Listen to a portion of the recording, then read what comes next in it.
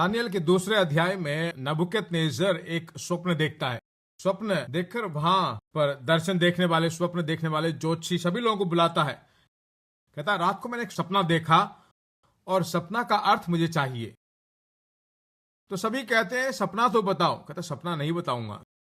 सपना बताऊंगा तो तुम कहानी बना दोगे, इधर की बात उधर बता दोगे, कहानी बता दोगे।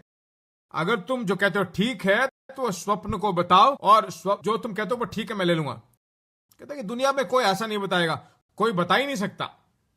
तो कहता है, सभी ज्ञानों को मार डालो, एक भी ज्ञानी इस गांव में न रहे, सभी लोगों को मार डालो। तो दानियल भी उसमें था।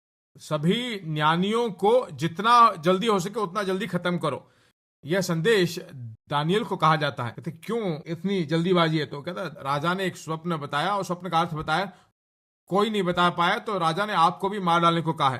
कहता थोड़ा समय मुझे दो, थोड़ा अवकाश मुझे दो। सीधा वो जाता है, वो और उसके 3 दोस्तों को मिलाकर परमेश्वर से प्रार्थना करता है। आज कुछ लोग जो है, कुछ बात ना हो तो कहते हैं परमेश्वर ने छोड़ दिया हमें। जानते हो, परमेश्वर ने हमें त्याग दिया है।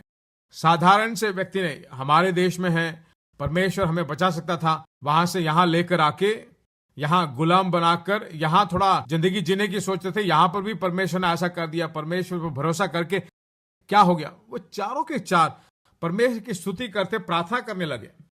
दूसरे अध्याय को ले लीजिए। तब दानियल अपने घर में जाकर अपने संगी हनन्याह, मिशाएल और अज़रिया को यह बात कहा। इस भेद के विषय में स्वर्ग के परमेश्वर की दया के लिए यह कहकर प्रार्थना करो कि बाबिलोन के और सब पंडितों के संग दानियल और उस संगी भी नष्ट न किए जाएं। तब भेदी दानियल के रात के समय में दर्शन के प्रकट किया गया। तब दानियल को स्वर्ग के परमेश्वर का यह कहकर धन्यवाद किया, परमेश्वर का नाम युगानुयुग धन्य है, क्योंकि बुद्धि और पराक्रम उसी के हैं। समय और ऋतुओं को वही बदलता है, राजाओं को अस्त और उदय भी वही करता है। देखिए, सारी बातें उसे बताएगी और उसका अर्थ भी उसे बताया गया, समझाता है। कहने के बाद टॉप लेवल में उसे ले जाता है, तभी वही ऊंचे स्थान पर ले जाए। दानियल को ऊपर ले आता है। तब कहता है कि मेरे 3 दोस्त हैं, उनको भी लेकर आए। तो और वो भी बाबिलोन के कुछ क्षेत्रों में गवर्नर बन जाते हैं। एक कार्य में डिलीजेंट हो, चाहे कितना भी विरुद्धता है, परमेश्वर को मैं खोजूंगा, ऐसा अगर आप ठान लें तो झुंड में आप एक व्यक्ति नहीं बल्कि श्रेष्ठ व्यक्ति होंगे। देखिए, यही उसका नतीजा है। 10 में एक व्यक्ति नहीं बल्कि टॉप में रहें। उसके बाद वो क्या बोलेगा, इस परमेश्वर के अलावा कोई और परमेश्वर ही नहीं, यही परमेश्वर है। अब क्या हुआ, यहां पर ट्रांसपोर्टेशन हुआ। अन्य देश में यहोवा ही परमेश्वर है, आजमाने के लिए इसे बिल्कुल श्रेष्ठ जिंदगी देता है। तीसरे अध्याय में नबूकदनेस्सर जो है बहुत सोने का मूर्ति लगाता है। घटना आपको मालूम है, मैं इसलिए बता रहा हूं ताकि सबको समझ में आए। बहुत बड़े सोने का मूर्ति बनाता है और सभी उस म्यूजिक को बजाते वक्त सब उसकी पूजा करें। विशेष रूप से सरकार में काम करने वाले, गवर्नमेंट स्टाफ, सभी उसके सामने दंडवत करें। बहुत बड़ा म्यूजिक पार्टी होता है, सभी उसकी पूजा करें, दंडवत करते। 3 लोग नहीं रहे। दानियल ऊपर है, राजा के पास खड़ा है, और 3 लोग ये खड़े हो गए। हम क्या कहेंगे, झुंड के साथ तुम भी दंडवत करो, क्यों इतना झुक जाओ, स्तुति करके चले जाओ। पर यह अकेला खड़ा है। सरकार के अधिकारी हैं, सरकार के कानूनों को सरकारी कर्मचारी को पालन करना चाहिए, पर 3 खड़े हैं। बुलाता है नबूकदनेस्सर, बोला एक और मौका देता हूं। दूसरा मौका दिया जाता है, अब म्यूजिक बजाया जाएगा, तुम दंडवत करो। वो कहता है कि तुम्हें उत्तर देने के लिए कोई आवश्यकता नहीं है, इस कार्य के बारे में तुम्हें जवाब देने की कोई जरूरत नहीं है, आवश्यक नहीं है, यहोवा ही परमेश्वर है। कहता, पास्टर, सरकार का आदर करना चाहिए ना।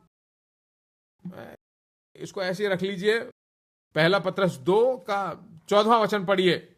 और हाकिमों के क्योंकि वे कुकर्मियों को दंड देने और सकर्मियों की प्रशंसा के लिए उसके भेजे हुए हैं। तो हाकिमों को क्या करना चाहिए, आदर करना चाहिए। पर यहां पर उसने आज्ञा नहीं माना ना, ये पाप है ना। सरकार में काम लेकर सरकार कानून को तोड़ सकते हैं क्या? तोड़ सकते हैं कि नहीं? तोड़ सकते हैं। जब यहोवा परमेश्वर की बारी आती है तो निश्चय कर सकते हो। किसने लिखा है इसे? पहले पतरस को किसने लिखा है भाई? पतरस ने लिखा है। इस पतरस ने सरकारी कानून को तोड़ा कि नहीं? इसने तोड़ा। यीशु के नाम को जहां प्रचार करने को मना किया था वहां गया, बोला कि मैं यहोवा का आदर करूं या मनुष्य का आदर करूं।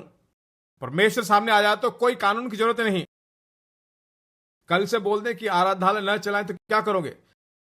मैं सबसे पहला आदमी यहां पर आके खोलूंगा। मैं खोलकर, द्वार खोलकर बाहर से मैं गाना गाना शुरू कर दूंगा। कानून नहीं, यहोवा मुख्य है। कुछ चीजें गलत हैं तो उसका विरोध करो। ऐसा ही उसने विरोध किया। यहोवा इसमें छुड़ाएगा, कहता है। यहोवा के लिए काम करते हो, यहोवा जरूर अंदर आएगा। यहां पर जब मैं आया, यहोवा आकर खड़ा हो, बहुत बड़ा आश्चर्य हो। ऐसा ही आपको जीना है, चाहे कितने भी विरुद्धताएं हो, आपको नाश करने की सोचें, उन सभी लोगों के बीच में यहोवा के लिए अगर आप जियोगे तो यहोवा आपके साथ है, दुनिया को आप दिखा दोगे।